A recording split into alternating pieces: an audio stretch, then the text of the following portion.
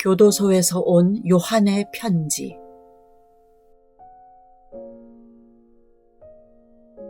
사랑하는 어머니께, 청명한 가을은 그 어느 때보다도 말씀 묵상과 책을 읽기에 가장 좋은 계절이 아닌가 생각이 됩니다.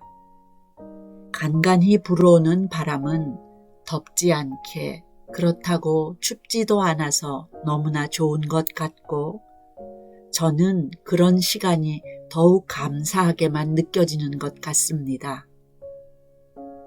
어제는 열왕기상에 이어서 열왕기하 말씀을 묵상하였습니다. 운이 좋게도 열왕기하 말씀을 묵상하였을 때 어머니께서 보내주셨던 책에 살아계신 하나님을 경험하기 내용에서 관련 구절의 많은 뜻을 발견하게 되었고, 이제는 감사하게도 새로이 뜻을 되새기며 말씀 묵상을 할 수 있게 되었습니다.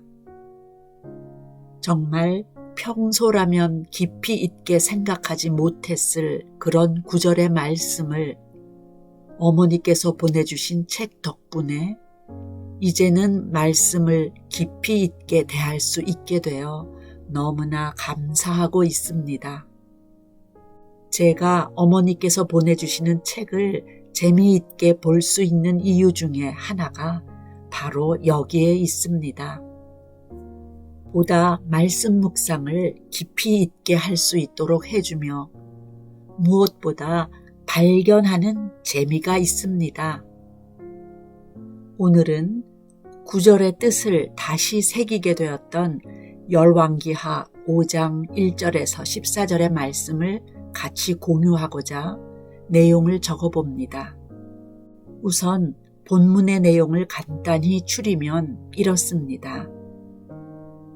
지금까지 세상 부귀와 권세를 누리며 남부럽지 않았던 나아만 장군이 자신의 나병으로 인해 절망하고 있을 때 이러한 상황 가운데 기쁜 소식을 접하게 됩니다. 포로로 잡혀와 집안 일을 돕고 있는 소녀가 자신의 고향에 살고 있는 선지자를 만날 수만 있다면 병을 고칠 수 있다고 얘기한 것입니다. 이때 나아만은 자신의 왕을 만나 허락을 받고 왕의 친서를 들고 이스라엘 왕을 찾아갑니다.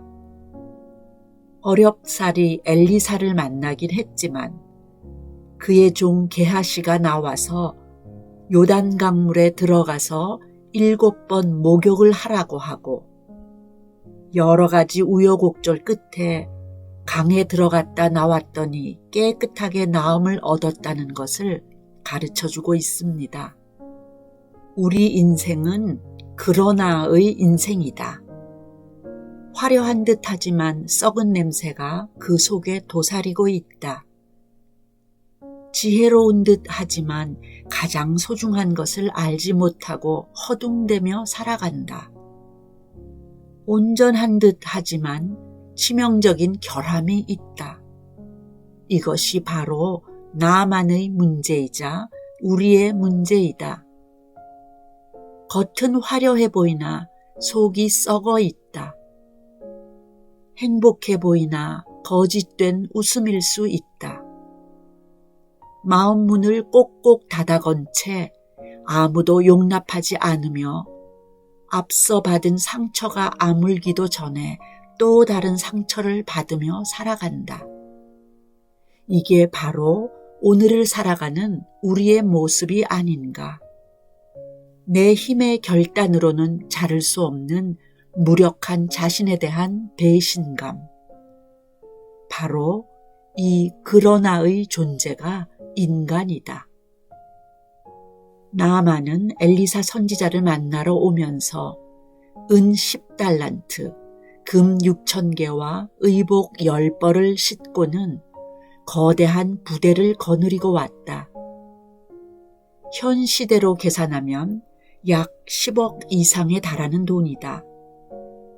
자신의 이력과 명함과 직분으로 이 문제를 해결하려고 한 것이다. 병을 고치러 오는 사람에게 이런 거창한 인간적인 껍질이 필요했을까? 우리의 이력서가 하나님을 감동시킬 수 있다는 생각이 얼마나 우스꽝스러운 생각인가. 내가 이만큼 오래 믿었는데, 내게 이만한 직분이 있는데, 내게 이만한 사회적 지위가 있는데, 이만큼 배웠는데, 이렇게 예수를 믿고서도 교회 안에서 전혀 변화되지 못한 인간적인 방법과 자기 과시가 활개를 치고 있지는 않는가? 하나님 앞에 내세울 것은 아무것도 없다. 내 이력서 가지고 하나님을 만나는 것이 아니다. 신앙생활에 계급장이 있을 수 없다. 수레 타고 하나님 앞에 나아가는 것도 아니다. 훈장 달고 가는 것도 아니다. 거창한 옷을 벗어 던질 때에야 비로소 하나님은 나를 만나주신다. 나아만은 말씀과 하나님의 능력엔 관심을 보이지 않았다. 그 대신 엘리사, 곧 사람에게 깊은 관심을 주었다. 하나님의 말씀에 대한 관심 대신 인간 엘리사에게만 관심이 있었다. 인간 엘리사가 자기를 치료해주고 자기에게 존경을 보여줄 것을 기대하고 찾아왔다. 그러나 엘리사가 제안한 것은 하나님의 말씀에 순종하는 것이었다. 그러나 불행하게도 나아만은 그러하지 못했다. 이와 같이 하나님의 말씀보다는 사람의 시선을 의식하며 살다가 상처받고 실망하며 오늘도 초라하고 왜소한 신앙을 갖고 사는 제2의 나아만이 우리 곁에 얼마나 많이 있는가. 하나님의 복된 자리에 임하기 위하여 나아만은 엘리사의 냉담한 대우를 감수해야만 했다. 하나님은 엘리사를 통해 장군 나아만이 아닌 인간 나아만과 만나고자 하셨다. 눈에 보이는 질병인 나병보다 더욱 심각한 속의 교만을 치료하기 원하셨던 것이다. 나아만 장군이 하나님 앞으로 나아오기 위해서는 곧은 목을 꺾고 위험 가득한 복장을 벗어던지고 승전국의 장군이 아닌 한 죄인의 인간의 자세를 가져야 했다. 지금까지 뒤집어 쓰고 살던 껍질을 벗기 시작한 것이다.